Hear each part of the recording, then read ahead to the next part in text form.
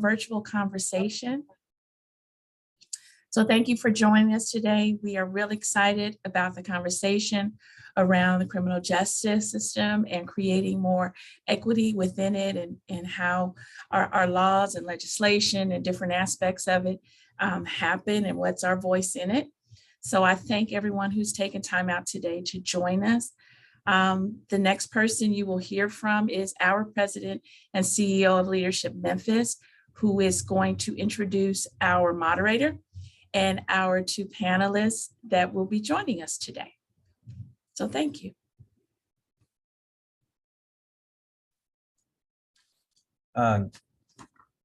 Good day, everyone. I hope everyone is having a great day. The weather. Good day, everyone. I just hope everyone is having a great day. It's really nice outside, and I want to introduce this stellar lineup that we have today.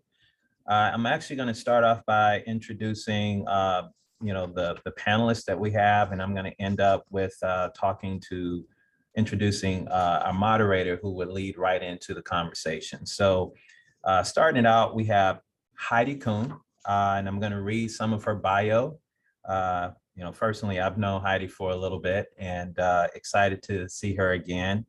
Heidi started her career with Shelby County government in January 2000 as the executive director of the Crime Victims Center, advocating for victims and fighting for their rights. She was then appointed as the deputy director of community services, where she was responsible for all the victims and offender services, as well as community support divisions, such as the Aging Commission, the community service agencies, and veteran affairs.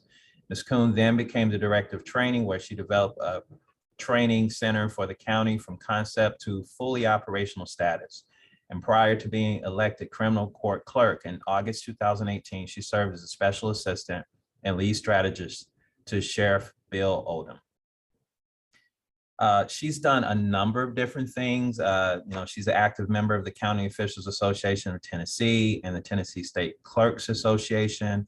She's also a member of the Leadership Memphis, an adjunct professor for Christian Brothers University, and has held numerous advisory board and board positions. I will also just talk a little bit about her credentials. She's got a master's degree from Christian Brothers University at the Business School and a bachelor's degree from the University of New Mexico. She also holds certifications in leadership, management, and ethics. Some of her critical acclaims are 50 Women Who Make a Difference, Memphis Business Journal Top 40 Under 40, the 3B Leader, the Southern Justice Changemaker, and she's also a Leadership Memphis Changemaker. So without further ado, Heidi Kuhn. Thank you so much for that introduction. That seems so lengthy. Yeah, I mean, Reggie, you could have just said, Heidi Kuhn, the criminal court clerk. It would have been okay. That's right. But we have I to make sure everyone appreciate hears that. everything, right? Sometimes I forget everything I've done. So it's nice to be reminded of that. Yes, ma'am. Thank you.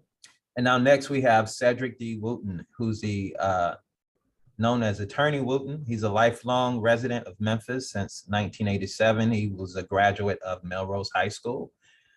He went on to get his Bachelor of Science degree in Natural Science from Lemoyne College in 1992 and his Bachelor of Science degree in Biology in 96, along with his teaching certification. He earned his Master's in Educational Leadership from the University of Mississippi in 1997 and his Juris Doctorate degree from the Cecil C. Humphrey School of Law at the University of Memphis in 2005. 10 years employed with Memphis City Schools as a teacher and administrator before attending law school in 2002, and he's licensed to practice in the state of Tennessee. He currently serves as the CAO of the Shelby County Circuit Court Clerk's Office. He's done so many different things as it relates to law. It's very numerous, but he's a very talented individual, because one of the things he did was he served as a law clerk for the Honorable George H. Brown and the Honorable Jerry Stokes and the Circuit Court of Tennessee for the 30th District of Memphis and the Division 6. So I also want to point out something that is really kind of special is that he's married to Sylvia Wooten, and they are the proud parents of two beautiful daughters, Ariel and Alexia. So without further ado, I introduce you to Attorney Cedric D. Wooten. Good morning. Good morning. Thank you for inviting me. I appreciate that introduction. And last but not least, the moderator for the day, Ms. Kenya Hooks. She's an experienced litigation attorney with over 12 years of focused legal practice. She has a bachelor's of science in marketing from Hampton University in Hampton, Virginia. She's from the real HU, right? That's right. She graduated in '96 and promptly started her professional career in the National City Corporation in Cleveland, Ohio, and their management training program, and relocated to Memphis in 2003. She received her Juris Doctorate from the Cecil C. Humphrey School of Law in 2008, and she worked as a legal assistant for Dr. Benjamin L. Hooks throughout law school until his death in 2010. She's been in private practice as a civil litigator with the Bruce Turner PLLC from 2010 to 2013. And she began her career at the city of Memphis as an assistant city prosecutor in 2013. In 2019, she was appointed the chief prosecutor by Mayor Jim Strickland. She's a member of the Tennessee Bar Association and National Bar Association and National Black Prosecutors Association and the Memphis Bar Association. And she currently serves on the boards for Dress for Success Memphis, Neighborhood Preservation, Inc., and the Benjamin Hooks Institute for Social Change at the University of Memphis. And she volunteers her time as a community advocate for the Tennessee Department of Children's Services. And without further ado, I am going to introduce to you the city prosecutor, Kenya Hooks. Good afternoon, everyone. I am so excited to be a part of this very important discussion.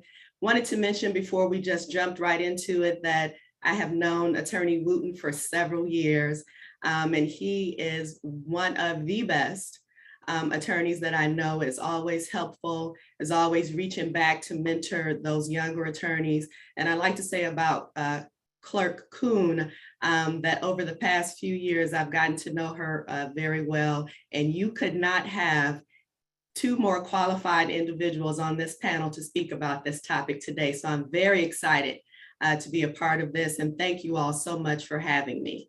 And so I think we can just jump right into it, correct? All right. And as he mentioned, I am a proud graduate of the real HU, Hampton University, not that other one up the road in Virginia. So thank you all for having me. We're going to get right into it. We're going to let the lady go first. Ladies first, you're a gentleman. So this question is to Clerk Kuhn. What do you think is the biggest challenge in creating a more equitable justice system? Well, I think that a lot of people would agree that the whole reform of criminal justice is very large. And I think we cannot take everything on at the same time. I think it has to be in bits and pieces. And we have to work collectively. And some of the things that I'm really interested in would be the re-entry for individuals into society, and also looking at cash bail, doing away with cash bail. But when you're looking at justice reform, it is so huge. And that I think that for the last few years, it's been a buzzword, but I think we need to be more about action instead of just talking. And so I'm glad that we had the opportunity, Attorney Wooten and I, to speak to you today, because I think it's very important for the two of us to be great proponents and advocates for justice reform. And this is just one opportunity to educate others, as well as get the buy-in and the understanding from others as well. Great. Attorney Wooten, how would you respond to that question? What do you think is the biggest challenge in creating a more equitable justice system? Well, I think it is a huge undertaking, but I think one of the key things that has to happen is all of the stakeholders have to be invited to the table. And so because it starts not only with the legislation, but how we police, and then it moves to how cases that are actually chosen to be prosecuted. If you look at cases and you look at studies, and information tells you that teenage youth, white and Black, use of marijuana is at the same rate, but yet still Blacks are prosecuted for use of marijuana at a much higher rate than you have whites at the same age. So when you look at those things, then you have to consider things like biases and things that play into those things. So what we have to do is look at the entire system and see how we are operating and see the effectiveness or the impact it has on one group of people versus another one. And there's a disparate treatment in different groups of people in different communities and what have you. And looking at that will allow us then to begin to reshape, not necessarily dismantling the whole system, but there are some parts of our system, some of the focuses and some of the effort that we're putting into low-level crimes that have ripple effects that affect people for years going forward and therefore impact their families too. Great.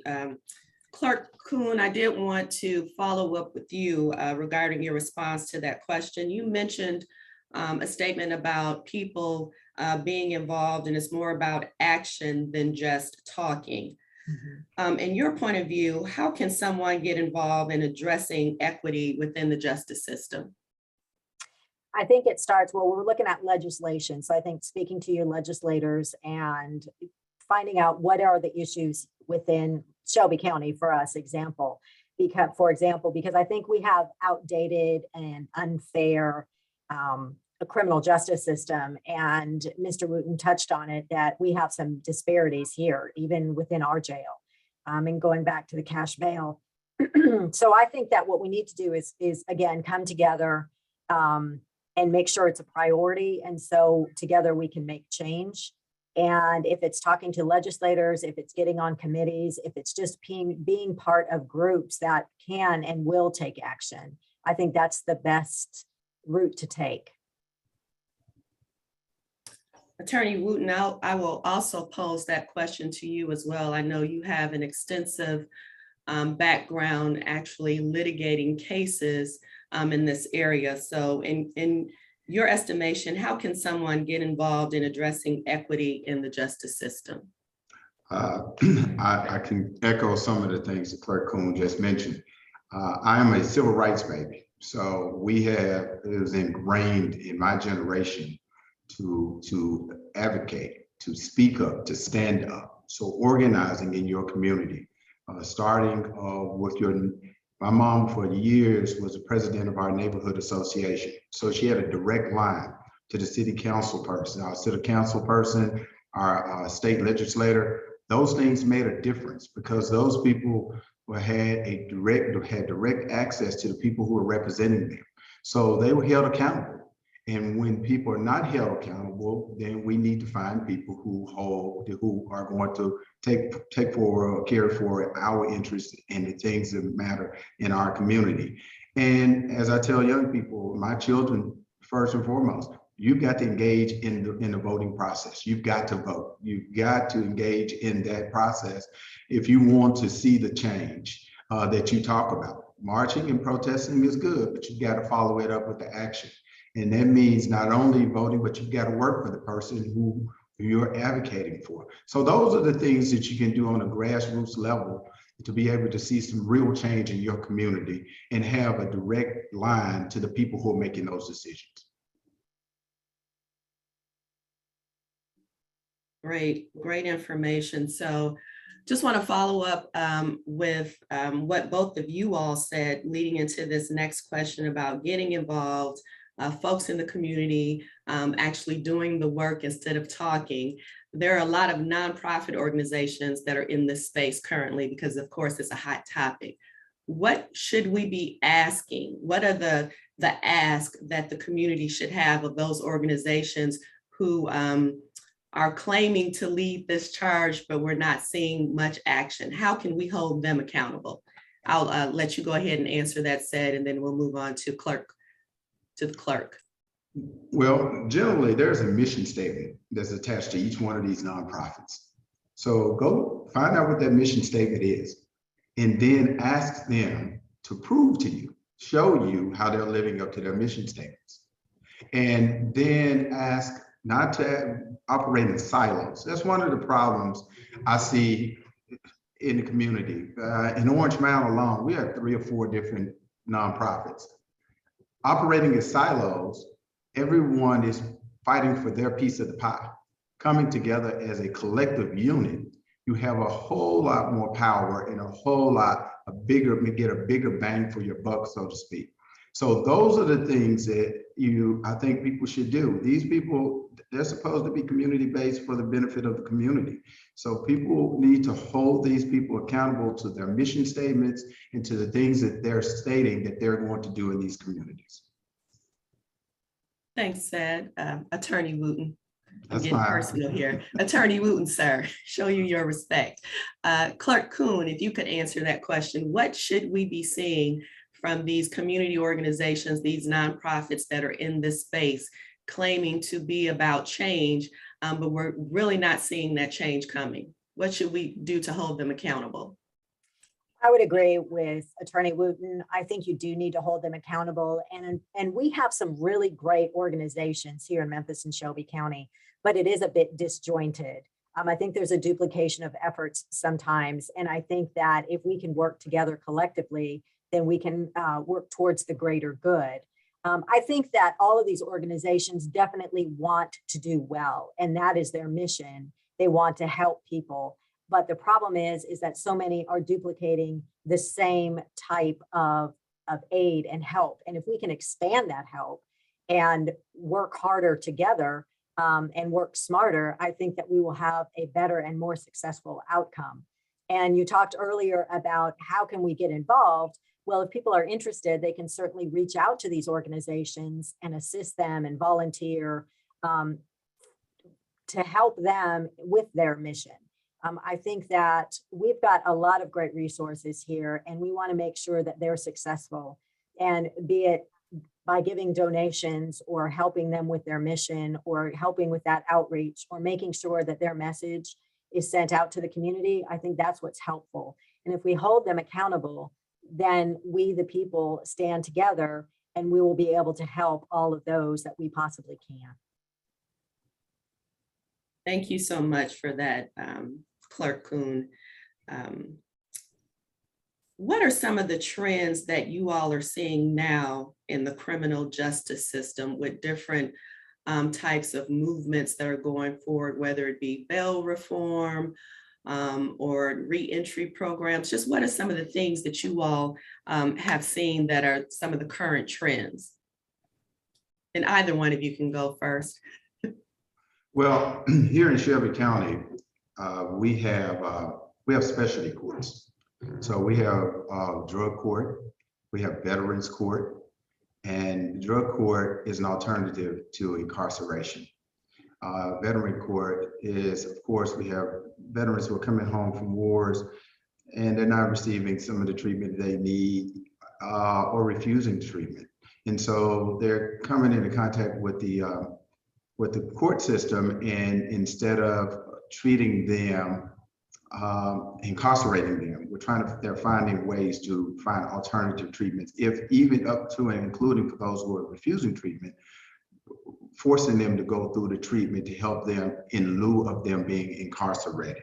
There are also job training programs that are being utilized because some people are not aware of opportunities and they find themselves having a relationship with the court system. So this gives them a second chance, gives them a chance to avoid jail time by getting some job training, things like that.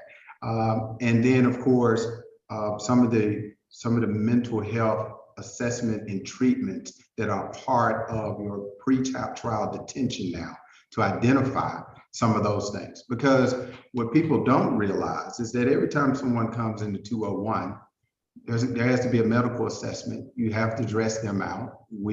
So we're spending money every time that we process someone in, and we need to find a better way to utilize those funds. We have the funds, but we can't lock our problem away. We've got to find a way to help people so that those people don't come back and we have a revolving door.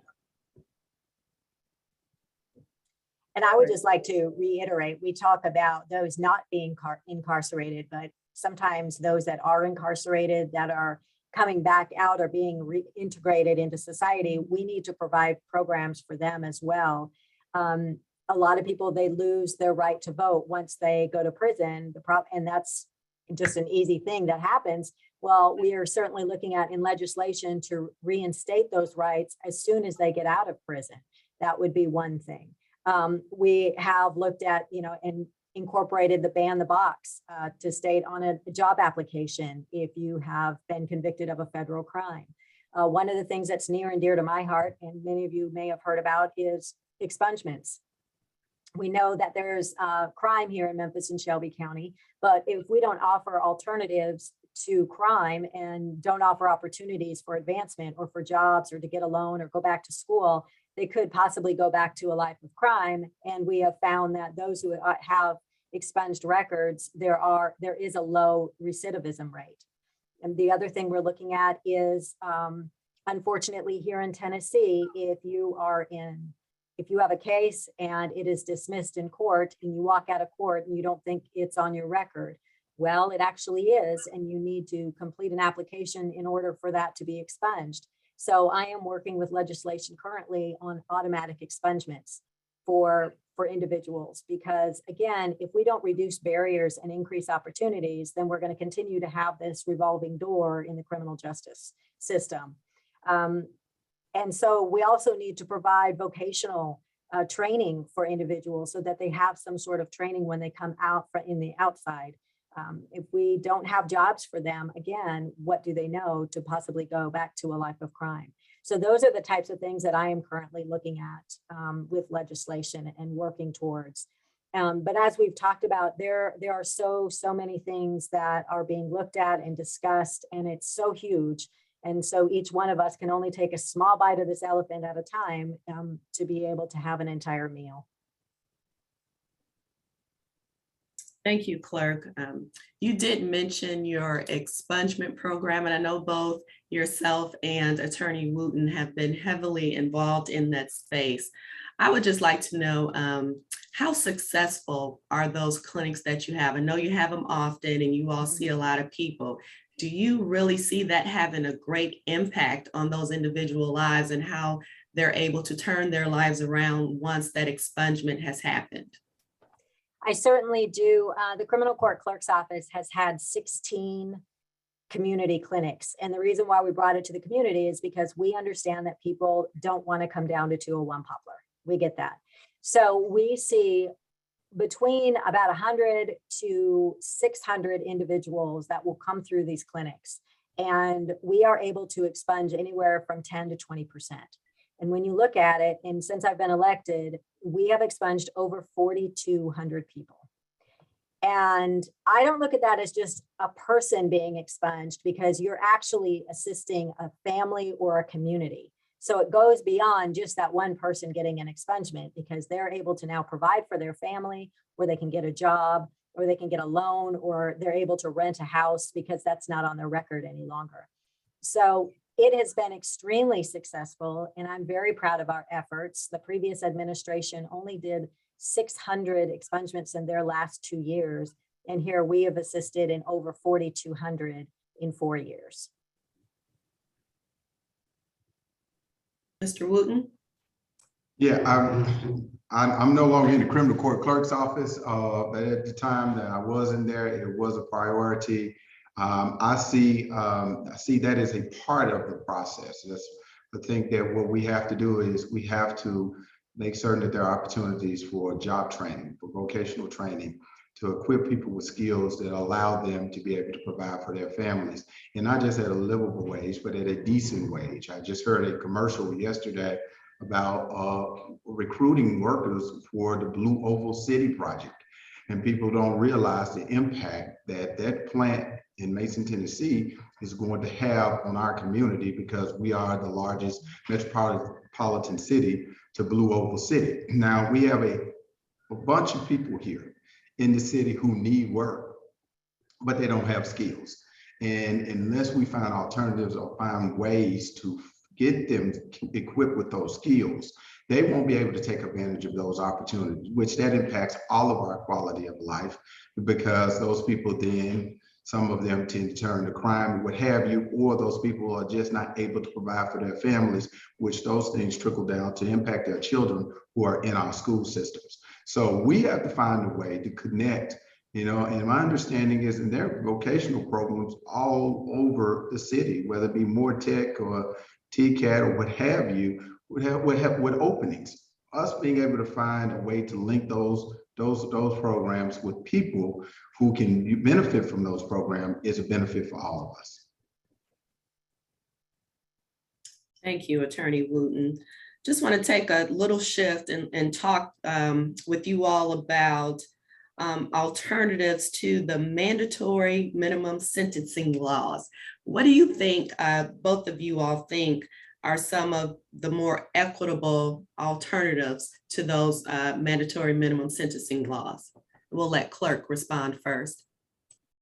Well, it's difficult for me to state because I'm not a practicing attorney. So Attorney Wooten, if you want to field that question, I'll go ahead and give it to you. I think we've touched on a lot of them already. And those are the alternative sentencing to include drug rehabilitation or drug courts, drug treatment programs, job treatment programs. You'd be surprised. I think, if I'm not mistaken, the reading level, the average person at the penal farm is about a 4th grade level. So us being able to equip people with skills who have fallen through the cracks, who have not been able to take advantage of an education. And people don't understand those things are the building blocks for the rest of your life. And some people aren't coming from environments that support that or they really understand that. Now, I've been a former prosecutor as well as a defense attorney. So I've been on both sides. And the thing I took to the prosecutor's office was about what is the goal? If the goal is to punish, then what we're doing isn't working, because what we have is a revolving door. If the goal is, and generally, but ideally, the goal of all of our criminal laws is to rehabilitate. The incarceration period is about rehabilitation. So that means if we're not rehabilitating you, then we need to look at other alternatives, because what we're doing actually is just housing prisoners. And what you find out is people go to jail, but then you have to learn to jail. So if you don't have an alternative, then those people actually come out being better criminals because they've learned to jail. So I've always advocated, whether I was a defense attorney or when I was a prosecutor, to find out how can we make sure the person is held accountable, but make certain that we do not make this person someone who's a minus, but more so a positive contributor to our society. So whatever those options are, and you have to get creative, you have to get out of the box. And I think a lot of that is happening now because what we're doing just doesn't work anymore. Thank you, Attorney Wooten. Just to follow up on that, we were all taught growing up that it starts at home, right? So if you catch them when they're young, you can prevent those crimes from happening in the future. So we do have a follow-up question here in the chat. The question is, what types of programs do you suggest to reach middle and high school youth, or to address the inequities shown to youth of color by the criminal justice system? So we want to reach back and get those kids middle and high school. What type of programs should we be looking at to prevent that pipeline to prison? I am a mentor at Melrose High School, the school I graduated from. Presence makes a difference. You've got to be present. You've got to be engaged so people can see the option. I am here because I saw it every day. I saw it in my community. I saw it in my teachers. I saw it in my principal, who and I we're good friends now. He was my principal in high school, but he was the model. And one of the things that you find out, so mentoring is essential, is key. One of the issues we do have here is we have a highly transient population in Memphis. My mom lives in the same house I grew up in, but I do know children who I've mentored who've moved 3 or 4 times a year. So you have to find ways and find a network to be able to continue to stay involved and engaged.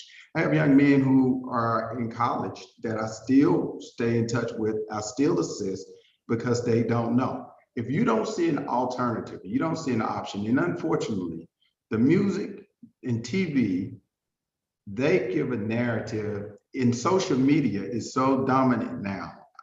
I mean, it controls young people's minds in a way that they think that that's reality, whereas they have to have one-on-one contact with people who have developed a relationship with them that allow them to trust them and know that they're going to be there. One of the problems we have is that because of the highly transient nature, sometimes of the instability in homes and what have you, they have no one they can count on. So until that line of trust is established, then they're going to go out and they're going to continue to seek. And sometimes because they're not mature enough, they don't make poor decisions because they think that they see it in other people and they think that that's what they can believe in and trust in. So mentorship, being engaged, involved, and it's not just people who you don't know, but even in your families. You know, my cousins and my nephews and nieces, I'm engaged. I want to know. There's going to be an interrogation when you see me, but there's also going to be a celebration because I'm going to support you when you're doing what's right, and I'm going to do what I can to support you to be what you want to be. One of the things that I would like to see is for the schools, there's so much pressure for kids to go to college. College isn't for everyone. And I think that we need to make sure that we have vocational skills that we can bring into the schools and to show them that you don't have to go to college to be a professional. You could do any of these vocational. I mean, some of these HVAC individuals are making upwards of $100,000. And I think, unfortunately, some of these kids don't see themselves in college. It's not for them, or they're not going to make it, or their family's never been there, or they can't afford it. So I think that we need to show that there are alternatives to college and assist with that. We put so much emphasis on studying for an ACT or an SAT or things like that, that we need to look at different options within the school, because that's not going to be for everyone. And we are unfortunately seeing a lot of juveniles, unfortunately, mixed up in crime because they don't have a lot to do. And we're taking things away from them, which I don't understand. There was near my home, they chose to tear down a basketball court in which it was utilized all of the time. And that's where the kids congregated and had a good time and, you know, kind of let go some of this energy. And now what they put up was this younger children's jungle gym, which to me made absolutely no sense. So now where are these kind of kids going to go? And they're going to wreak havoc in the community if they don't have someplace to go. I give kudos to a lot of these community centers that are providing great programs. I know that there are programs in which ex-convicts come into schools and speak to these individuals. And it does start at home. And unfortunately, a lot of these children aren't getting the support that they need. And so as Attorney Wooten mentioned, having those mentorship programs is essential for these individuals because they may not have an adult role model. A lot of these kids may unfortunately have a parent or a grandparent or an uncle that's incarcerated. And so that's all they know. That's all they know. So they need to be shown a different path and a path to success. Thank you so much, Clerk, for that answer. Sticking with the youth and the family topic, how does mass incarceration affect the structure of the family and community? In what ways can we reduce it? When I think about that question, it brings to mind, you know, the 80s with the drug crisis, where users were being locked up and charged with drug offenses, and how the fathers were taken away from the home, and that just spawned a generation that came after that was fatherless, and mothers with no husbands or partners to help raise these children. So how does the mass incarceration issue affect the family structure, which in turn affects the community. I think you hit the nail on the head there when you said when you're taking a parent away, it could be multiple parents or aunts, uncles, grandparents, and who's raising these children, which can unfortunately then lead them to the pipeline of crime themselves. But the other thing I think you're looking at with mass incarceration is when you look at cash bonds, you've got a lot of individuals that are sitting in jail just because they can't afford to get out. And it may be a low-level crime, but could be a low-level drug crime, but unfortunately they can't pay to get out. So it's almost a disparity because those that are wealthy are able to pay and get out, but those that can't are stuck. So you're seeing those that are indigent or those that are not as wealthy stuck in jail because they just can't pay, which increases the mass incarceration, which is truly unfortunate. And this is something that we've been discussing for a long time, but I think the ball is really moving and looking at alternatives to these cash bonds. Yeah, I think when you said the 80s and we grew up in it, and you saw when, and it was, and I'll say this, having been a teacher and an administrator in Memphis City Schools, it wasn't just fathers, it was mothers too. And so what you saw was a deterioration of the family. You take a pillar from the family, you know, and not only do you take, you know, we have two parents for a reason. You know, so you get things you get from, you need some things you need from your mom, some things you need from your dad. And that presence alone means so much. And not only do you take the person away, but then again, you also take that income away. And so going to the point Clerk Kuhn just talked about, even if there is a crisis and someone happened to end up in the system, you have less income to be able to draw upon. When you cut into income, these are not just, that's just the income. People think about the essentials and they think about, you know, your utility bill, your rent and transportation, things of that nature. But the discretionary income matters too. Not being able to have family outings, not being able to take family vacations. All of those things could play into your development as a child and becoming an adult, because what you experience, you either want to mirror it or you want to mimic it or you want to run away from it. And so this is the impact and these are the effects of mass incarceration on a community. We saw deterioration when men left, so there were no enforcers. There were nobody to keep the community safe. And so lawlessness began to increase. So, you know, when mothers are not around, you know, you don't have anyone nurturing and teaching our young ladies how to be ladies, things of that nature. So there are so many things that mass incarceration impacted communities, and finding alternatives to those things. You want to have a safe community, by no means. I don't know anyone who doesn't want the police in their community. You just don't want the police to be oppressive to the people in the community, but to be supportive of the community and protective of them. And I also think, unfortunately, children are not able to be children anymore. I mean, if they lose their family, they have to become an adult very quickly, and they've got to find a way to survive. And a lot of times that includes crime. And I know that a lot of the gang members now are using these young kids because then they won't have it, it'll be just a juvenile record. And so the gang members are soliciting these young kids to do their crimes so that they don't pay for it. So they go to juvenile court and then it gets washed away. And it's really, truly unfortunate that these kids aren't able to be kids anymore. They're having to be adults at 11, 12, 13 years old. Thank you, Clerk. I want to expound a little bit on this conversation about drug crimes and how it affects the communities and those folks who were users who were pulled out of the homes and incarcerated because of their usage, not necessarily selling those drugs. We do have a question in the chat. It's from Reggie.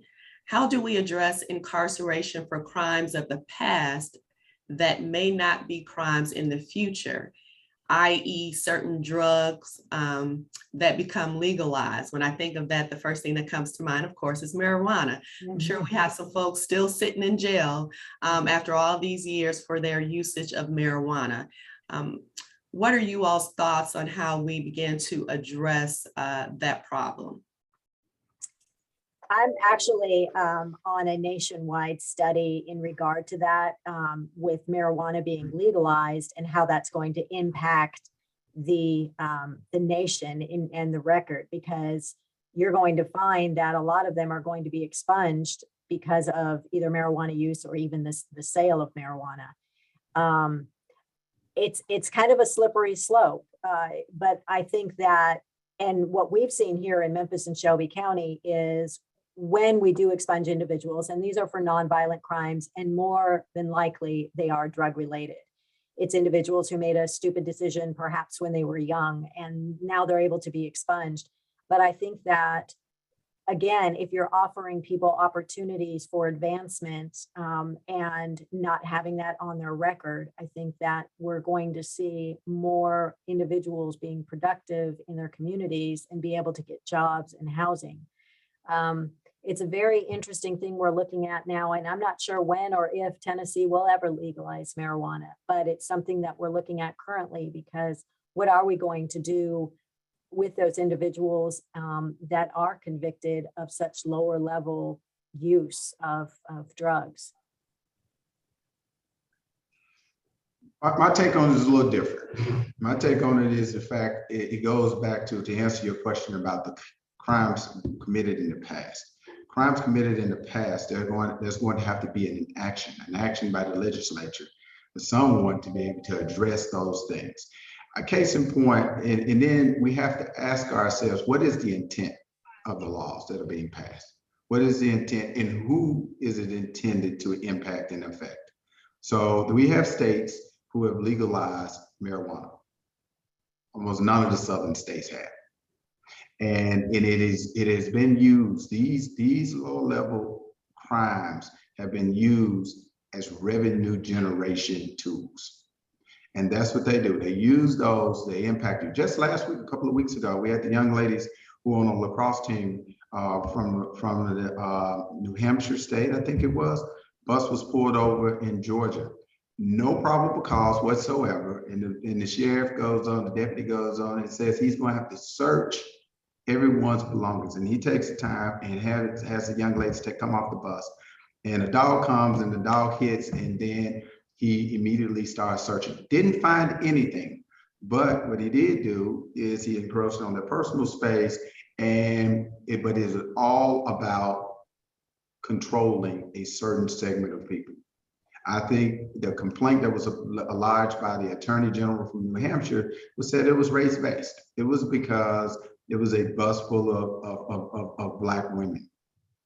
Of course, he's going to deny it. But again, as I stated earlier, when you look at the numbers and you look at the rates of use, the use among Black and white kids, teenagers, college students is no higher in one group than the other group. But one group is targeted more so than the other. Because one, it puts people in the system. Two, it generates revenue. And so what we have to do is have to be courageous in letting people standing up and saying, hey, this is not something we want. And letting legislators know this is not something we want, and because it's impacting our communities at a disproportionate rate.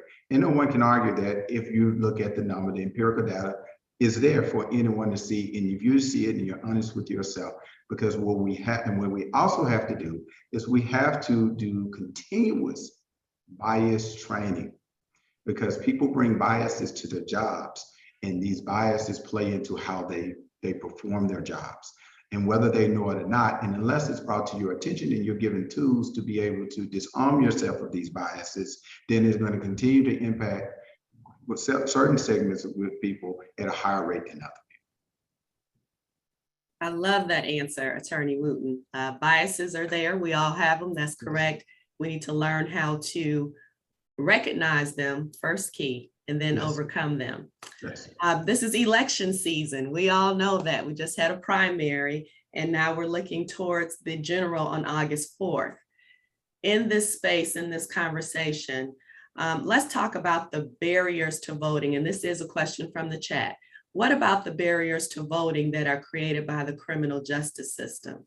How do we overcome those? How do we help those who have been convicted of certain crimes get their rights back so that they are able to vote and participate in this process? You know, I tell young lawyers, when you're representing someone as a defense attorney and that person, because when they come home, they call you, they let you know, I'm home. And one of the first things you want to do is say, okay, let's see if we can get your rights restored. And then you advocate for those voter registration for people, making certain that people are aware of what their registration status is, where their polling location is, and if there's been changes or what have you, then they need to be a voice. People seem to forget that the government is there to work for you. And you need to make certain that your voice is heard. And when it comes to voting locations, if there's transportation issues, there are agencies out there that will help you get to those polling locations if those polling locations have been changed. But getting registered to vote, getting your record expunged, getting your rights restored, making certain that you know where you vote is essential to you being able to engage the process. One of the things that we do at these expungement clinics is we do offer voter registration, and we've been looking at voter restoration.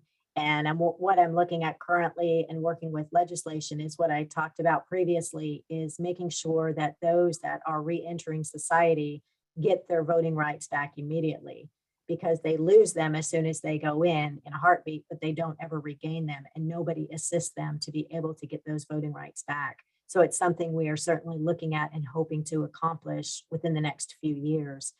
But I think also a lot of people didn't even understand that they aren't registered to vote.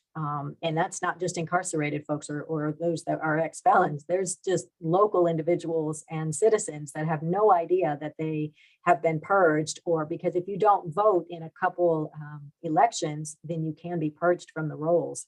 So I always encourage individuals to make sure that they go to the Election Commission website to make sure that they are registered. And there has been some redistricting and some rezoning, and to make sure they understand where their polling location is, and to really encourage people to vote early, because that's the best way to do it, since you can vote anywhere. But I think that there's a lot to be done in regard to voter registration. I think that there's a suppression in voting, especially amongst the African-American community. I think that we need to look at transportation issues, polling site locations, and making sure that people are registered to vote and that they aren't rolled off. I was unfortunately was rolled off a roll when I went to vote in 2018. And unfortunately, they said, I'm sorry, you're not enrolled, you're not registered to vote. So I have experienced it myself and have been working with NAACP to assist in that, because it's so important for people to vote. It doesn't matter if it's you're an ex-felon or just a regular citizen. I said the right to vote should be yours, and it's your right, and you should have that. Thank you, Clerk. We do have another question from the chat. It's from Michelle. She'd like to hear a bit more about the ban the box proposal. Are either one of you familiar with that proposal? And just expound on that a little bit and your thoughts about that. So in Shelby County government, we actually did ban the box. We no longer have the box on the application that says that you are a convicted felon. And basically, it really depends on the company or the organization if they choose to ban the box, because it could mean that they don't do background checks if it isn't pertinent to that position. It could be that they don't want to put that they're an ex-felon, because then they think that they won't allow them to get a job if you put that on there, which I'm very proud of Mayor Harris for doing that. We have chosen to go ahead and move forward, and we do not have that on our Shelby County government. And I don't believe that the city does either on our applications. So that's basically what banning the box is. It's offering people opportunities instead of being a barrier. Attorney Wooten, any response to that question, expounding on the ban the box proposal? Yeah, that Clerk Kuhn has explained exactly what it is, but I'd like to see the government go farther. a step farther. If we're looking at the monies that we're spending to incarcerate individuals, we've had the city has had the second chance program, but to incentivize employers to actually hire some of these people, these people who have been released and are trying to re-enter society, to incentivize by either somehow sponsoring or in some way absorbing, of subsidizing some of the training or the pay or what have you for a period of time, to allow people to make a transition from incarceration to vocation, would be something that would be a win-win for the employer who's looking for an employee, and would reduce our recidivism rate as it relates to people going back into the system.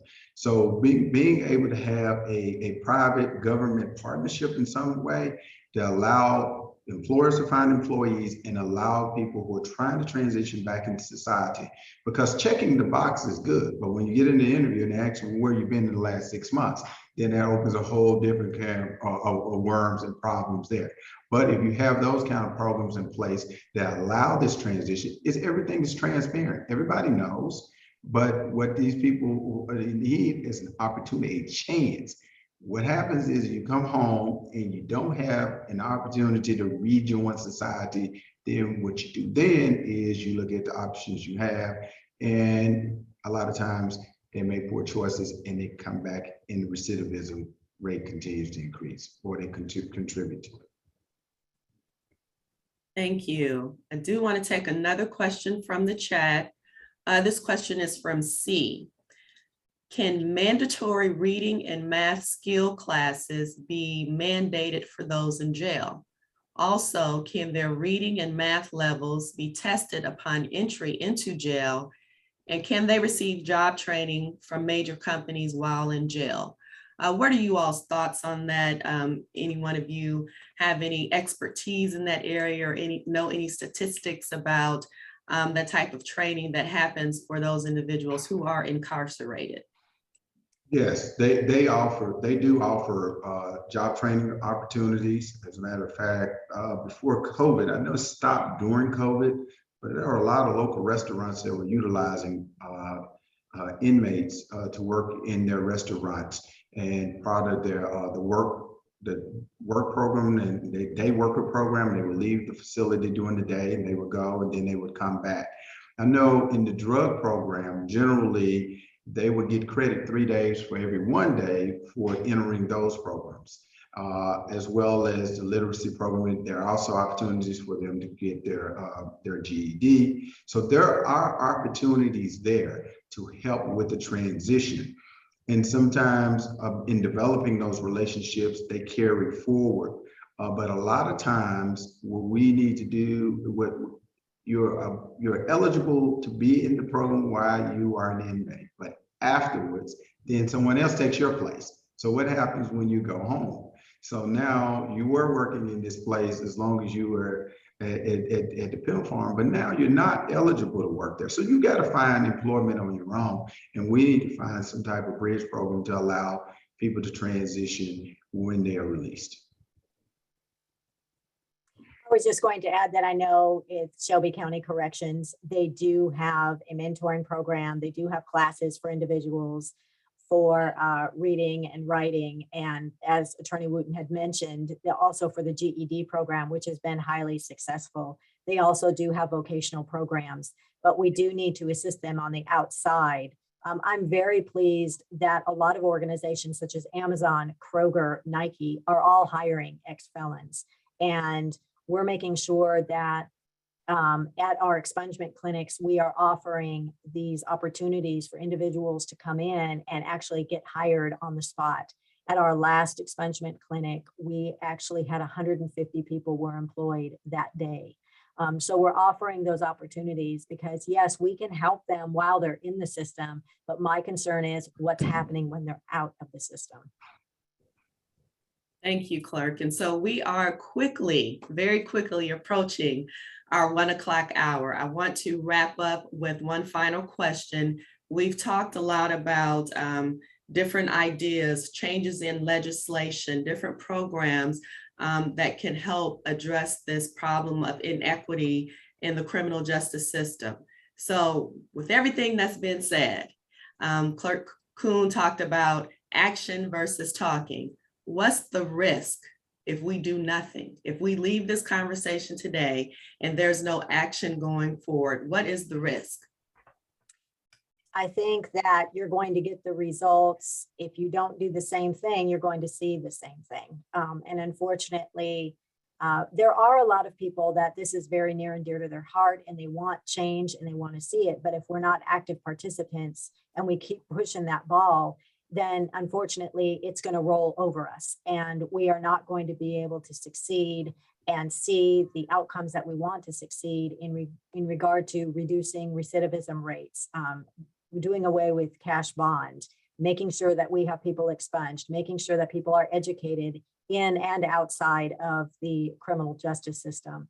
I think that not doing anything is not an option, not anymore. I think that we all need to come together and work together, because this is impacting us all. Some people may say that, well, I don't really care. I don't know anyone in the criminal justice system. Well, it's part of the community, and it is going to affect you in one way or another. So people really have to get on board and help this train go up that hill, because we can all ride it down and make sure that we have success.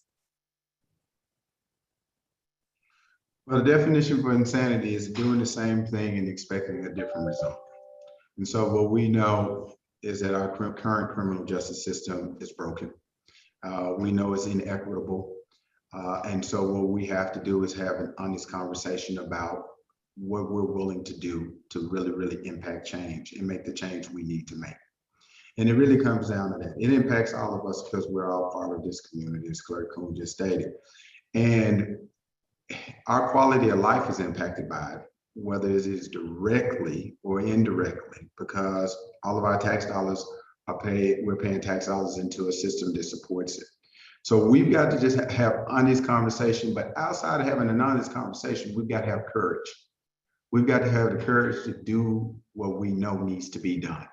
Even when it's unpopular, we've got to do what we know needs to be done. Even when it involves in the marginalized group of people, we've got to do what we need to do. Every morning I drive into work and I see the homeless people on Poplar, and I ask, we have billions of dollars that we are spending on things in this country. Why are we unable to help people who can't help themselves? And if we invest in those people, the people who can't help themselves, and those people mentally ill, and our children, if we want our children to turn out and be the prosperous and productive citizens that we claim we want them to be, then we have to invest in them and support them. Thank you so much, Attorney Wooten. Thank you all for being on this call today. I would like to personally put out a challenge to everybody who's here today. Everybody's listening. We've gotten the tools from Clerk Kuhn and from Attorney Wooten, giving us some great ideas. Now let's go out and put it into action. I think we can all be better and we can all do better. So that's a personal challenge that I give to you. And I'm going to commit to helping Clerk Kuhn with one of her expungement clinics in the near future. So I just charge you all with that. Go out, be great, do more, be more, and let's work together to change those inequities that we see today. And I'll turn it back over to Leadership Memphis. Thank you all so much for having me. Thank you. As we have Attorney Hooks, Attorney Wooten, Clerk Kuhn, thank you so much for joining our virtual conversations. And we knew we wouldn't be able to solve any problems today, but it's so helpful to have the conversation about it and seeing what is currently happening and things that are in the works to happen and ways that we can get involved. So thank each and every one of you. We really appreciate you taking out your time today. And I would just encourage everybody to get involved in the legislative process and let your voice be heard through your vote and start there. Thank you. I would Thank just you for like inviting. to thank you for the opportunity today. And I am so excited to see that so many people chose to tune in today during their lunch hour. you are taking the first step to educating yourself and having an understanding of what it takes to make change. And so thank you all for this opportunity, and thank you for listening to us today. Thank you. Everyone have a wonderful day. Thank you. You do the same. Thank you. Bye-bye.